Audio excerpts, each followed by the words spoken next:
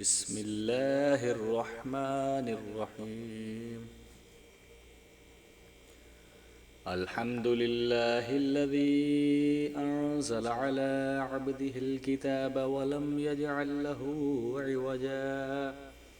قيما لينذر بأسا شديدا من لدنه ويبشر المؤمنين الذين يعملون الصالحات أن لهم أجرا حسنا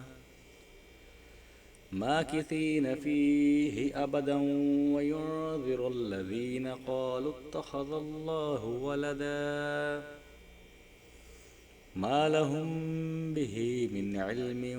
ولا لآبائهم كبرت كلمة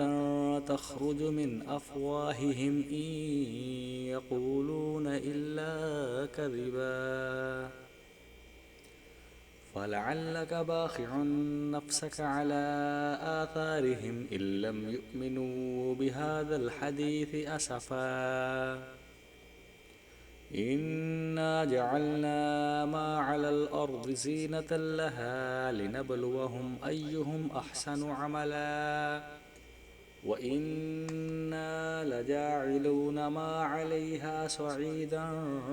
جرزا.